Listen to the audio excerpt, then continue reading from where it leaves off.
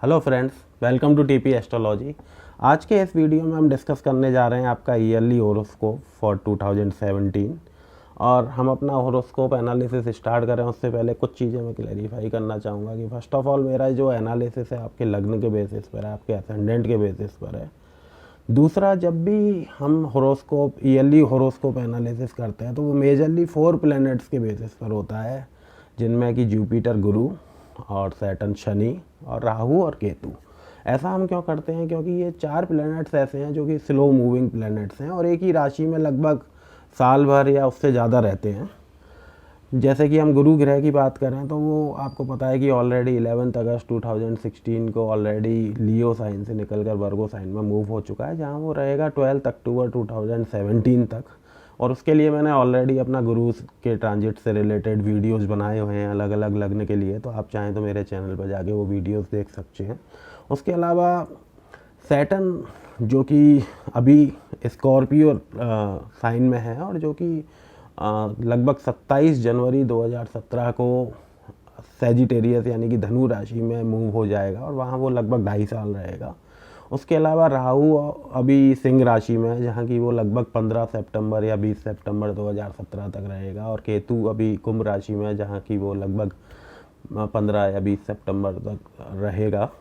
तो हमारा जो एनालिसिस है इन्हीं 4 प्लैनेट के बेसिस पर होगा। और उसके अलावा जो बाकी प्लैनेट है जैसे सूर्य और शुक्र और मार्स और मरकरी, ये आपको पता है कि लगभग हर महीने अपना साइन चेंज कर देते हैं। तो इनका हम ट्रांजिट का इम्पैक्ट अपने केवल जब हम अपने मंथली वीक होरोस्कोप बनाएंगे उसमें डिस्कस करेंगे। और जैसा कि आपको पता है मून हर 2.5 दिन में अपना साइन चेंज कर देता है, तो मून के ट्रांजिट को इनफैक्ट मंथली होरोस्कोप में भी कंसीडर करना काफ़ी मुश्किल है। तो इन फ्यूचर अगर हमने अपने चैनल पर वीकली होरोस्कोप बनाए तो वहाँ हम उसको कंसीडर करेंगे। बात करते हैं धनु लग्न की यानी कि सैजिटेरियस असेंडेंट की। उसमें सबसे पहले हम देखते हैं कि शनि के ट्रांजिट के क्या इम्पैक्ट होने वाले हैं।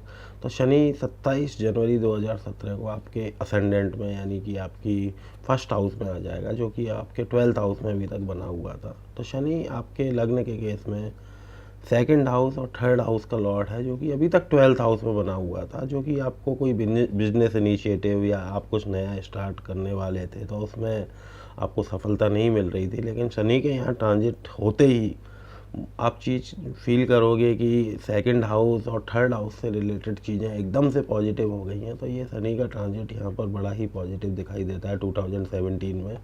और जो लोग स्पेशली शनि की महादशा या अंतर्दशा भोग रहे हैं वो फील करेंगे कि ये साल कंपेयर टू लास्ट ईयर उनके लिए काफ़ी बेनिफिशियल है।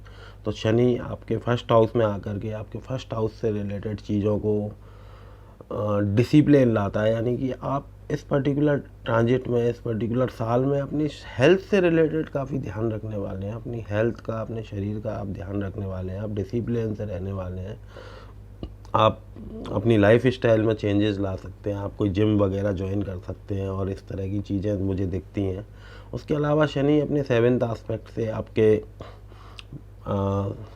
7th हाउस को देखता है, यानी आपके अगर मान लीजिए कोई बिज़नेस पार्टनरशिप है और आपकी मैरिड लाइफ की भी अगर हम बात करें तो वहाँ भी आप डिसिप्लिन लाने की बात करेंगे अपने बिजनेस पार्टनर से या अपने लाइफ पार्टनर से, तो वो भी एक पॉजिटिव यहाँ पर दिखता है। उसके अलावा देखें कि शनि अपने थर्ड एस्पेक्ट से आपके थर्ड हाउस को देखता है, जो कि आप अगर कोई नया इनिशिएटिव ले रहे हैं, आप किसी तरह का कोई डिसीजन ले रहे हैं या कुछ स्टार्ट करना चाह रहे हैं जिसमें आपको कोई करेज की ज़रूरत है, तो शनि आपको उसमें मदद कर सकता है। आप कोई कम्युनिकेशन वगैरह से रिलेटेड अगर किसी तरह का इशू फेस कर रहे थे आपको, उसमें भी शनि आपकी मदद कर सकता है। उसके अलावा शनि आप अपने 10th एस्पेक्ट से आपके हाउस ऑफ प्रोफेशन को देखता है, आपके कैरियर के घर को यानी आपके 10वें घर को देखता है। तो कैरियर से रिलेटेड चीज़ों में भी आप फील करेंगे कि शनि के ट्रांजिट से आप वहाँ पर भी डिसिप्लिन फील करेंगे और आप खुद डिसिप्लिन लाने की कोशिश करेंगे अपने जॉब में,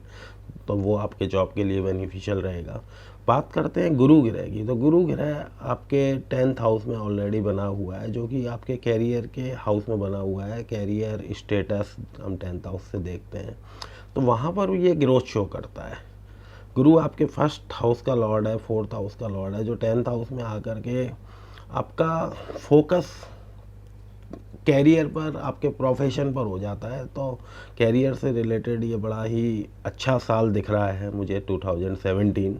शनि के ट्रांजिट से भी देखें और जुपिटर के ट्रांजिट से भी देखें तो उसके अलावा जुपिटर अपने 7th एस्पेक्ट से आपके 4th हाउस को और अपनी खुद की ही राशि को देखता है, खुद के ही घर को देखता है। तो 4th हाउस से रिलेटेड चीज़ें, अगर मान लीजिए आप कोई प्रॉपर्टी में इन्वेस्ट करने का सोच रहे हैं लंबे समय से, तो ये साल अच्छा रहने वाला है, आप वहाँ इन्वेस्टमेंट कर सकते हैं, आपको फ़ायदा हो सकता है। उसके अलावा आपकी मदर से रिलेटेड, आपके पेरेंट्स से रिलेटेड, आपके रिलेटिव से रिलेटेड अगर किसी तरह के इश्यूज आप चल रहे थे, किसी तरह की हेल्थ प्रॉब्लम या कोई रिलेशनशिप इश्यूज चल रहे थे, तो वो ठीक हो सकते हैं इस पर्टिकुलर ट्रांजिट में, इस पर्टिकुलर साल में।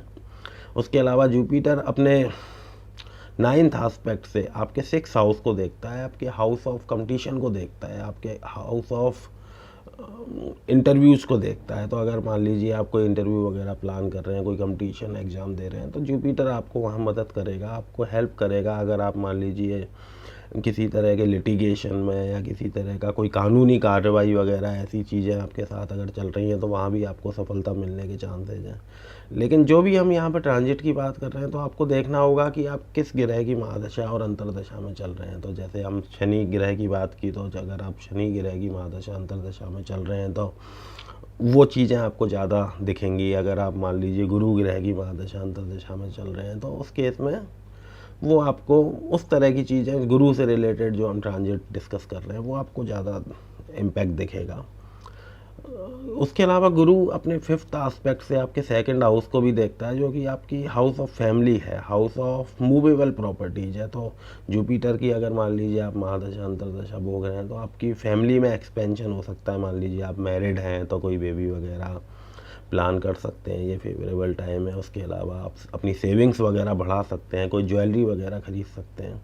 बात करें राहु ग्रह की, तो राहु ग्रह आपके 9th हाउस में, यानी हाउस ऑफ फॉर्च्यून में बना हुआ है, आपके लक हाउस में बना हुआ है। तो थोड़ा सा लक को थोड़ा सा ये ऑब्सेशन लाता है। आप अपने मान लीजिए लक से कुछ उम्मीद कर रहे हैं, किस्मत से कुछ उम्मीद कर रहे हैं कि ये चीज़ मुझे मिल जाएगी, लेकिन राहु उस चीज़ में थोड़ा सा कमी लाता है, ऑब्सेशन लाता है। और अगर आप स्पेशली राहु की महादशा या अंतर्दशा भोग रहे हैं, तो आप राहु के उपाय करें जिससे कि आपका लक आपका साथ दे। आप धर्म से जुड़े रहें, कोई ऐसा कोई भी काम ना करें जो कि आप को धर्म से और आपके मतलब जो आपका नेचर है धार्मिक होना, सेजिटेरियस की अगर हम बात करें, तो उससे आपको दूर ले जा सकता है। अगर आप राहु की महादशा या अंतर्दशा भोग रहे हैं, तो थोड़ा आप राहु के उपाय करें तो उन चीज़ों से आपको रिलेटेड फ़ायदा मिल सकता है। केतु ग्रह की बात करें, तो केतु ग्रह आपके 3rd हाउस में बना हुआ है, जो कि अगर आप कोई कम्युनिकेशन से रिलेटेड बात करें, तो वहाँ आपको ये प्रॉब्लम्स दे सकता है, थोड़ी कमी ला सकता है। प्लस छोटे भाई बहन से रिलेटेड रिलेशनशिप में ये किसी तरह के इश्यूज़ ला सकता है, रिलेशनशिप में किसी तरह की कमी ला सकता है। उसके अलावा कोई आप बिजनेस इनिशिएटिव वगैरह ले रहे हैं, तो वहाँ भी ये ऑब्स्ट्रक्शन आपको दिक्कत दे सकता है। वो भी उस केस में जब इसकी केतु की महादशा या अंतर्दशा अगर आप भोग रहे हैं तो।